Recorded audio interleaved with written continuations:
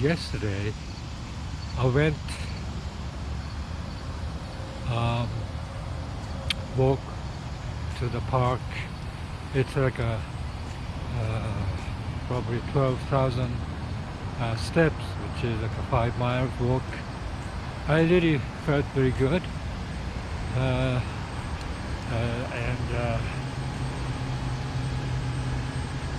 I'm looking at the older trees, and as I said, I got this app, cell phone app called Leaf Snap, and I could identify anything that I could take a good picture of it. And I tried to do that, and it is very, very interesting that they would identify like a very, it's like an oak, for example. They could identify each variety, like a turkey oak, bur oak, swamp oak, different oak and stuff. So because of that, they're kind of similar. I could say oak tree, maple trees, I could identify, but not particular varieties. The maple, for example, Tatarian, Amur maple, red maple, or something like that, mountain maple. It is becoming a little bit more difficult for me to identify each, but I think that this particular app could do that. So that's, they do the best to identify each varieties. And however, they all depend on the pictures I take. Therefore, if the picture quality is not that good, or picture itself doesn't show the unique characteristic of each varieties, I think they will show you lots of different guess, I would say. But anyway, so I'm very satisfied. However, when I do that, especially the one that I don't know what the name of it, then I quickly forget. So each time I do it, if that name not particularly familiar with me, I forget. I ended up as doing many times during that particular walk. But that should be okay. That's still kind of enjoyable, and by repeating those, I feel, learning a little by little. However, one night passed in the morning like this. I don't know how many I remember those trees that I identified. It's very annoying, and I don't know, the people remember those things. Some people are very good remembering it. I think when you're younger, when you're studying it, you write down the name of it on the paper, and you visualize it or something like that. You get very much memory retention, but even the young age, I think it's very difficult to remember, like a history, like a Japanese history or world history. You remember the events and name of the events and year of the events, and I think that's very difficult task to remember those things, because I think I remember when I was learning, when I was in the junior high school, for example, there's a way to remember those things as like phrases, or more like like a haiku or something like that. You remember those events and years, and that's a special way to do it, and that's a good way to remember. So even for young people, elementary school kids, junior high school kids, I think they have a hard time to remember those things. So if you do a test, you are the lucky one who remember those things. You get high score, but most people don't get high score.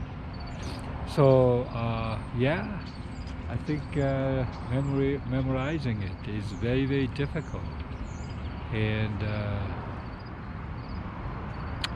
yeah, I think I have to struggle through those things here right now because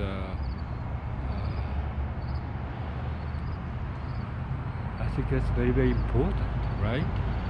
As you get older, you forget, you want to remember something, you forget. Just like a minute ago, the things you did, you forget.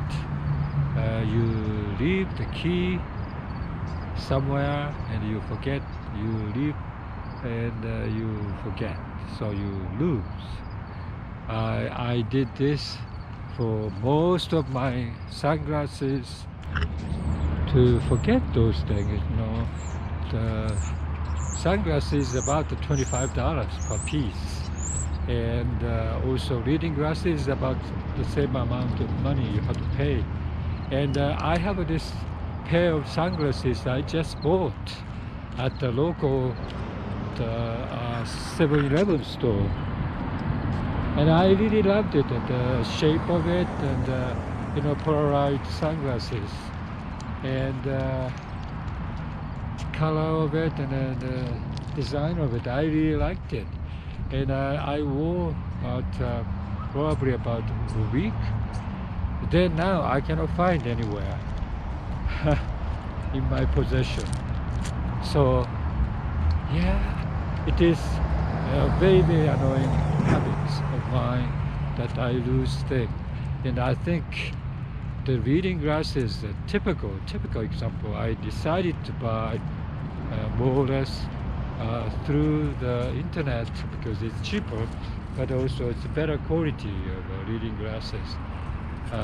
So yeah, when you buy them in a box, like 5 of them, and the same strength, and that's probably lasts a little bit longer.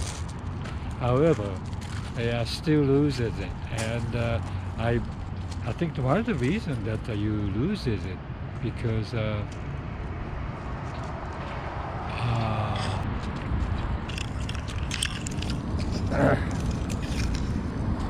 because you don't have anywhere to put it. For example, cell phone, I have a carrying case in my belt, so I don't lose the cell phone that much because I'm always with me. And but for reading glasses or sunglasses, I don't have anywhere to store those things to carry, in my pockets, breast pocket. I put in usually, but if I kind of sit down or my stoop posture, and I lose it, I drop it on the ground, and without knowing it. I think that's very, very annoying. So yeah, I lost so many reading glasses, and I really, really need it because as you get older, I cannot read anything like a cell phone, a watch, or anything close by. Fortunately, I can watch the far distance. I can look at the far distance very, very clearly because I did cataract surgery that corrected my vision for the long distance vision, and so that's okay, that's nice. But now I have a vision problem of the crossbar, so I need a reading glasses. And I used to say that or to avoid the cataract when you're younger, a little bit younger, you have to protect your eyes. You cannot go outside without wearing the sunglasses. So I religiously used sunglasses, but at that particular time is over, and I don't need the sunglasses. But still, I still feel like I should protect my eyes, and I wear sunglasses. As you know, the cataract surgery replaced this lens of your eyes with the synthetic plastic or something. By doing so, the reason for cataract is to the make I think the making this lens become when you get older clouded, and lots of debris in the lens, and it's very difficult to see things. And because of this synthetic plastic, it is you don't have that particular worries, which is a good thing. And so I'm glad I did the surgery. So if you guys worrying about cataract, don't worry about it. You can get the surgery and you can correct it.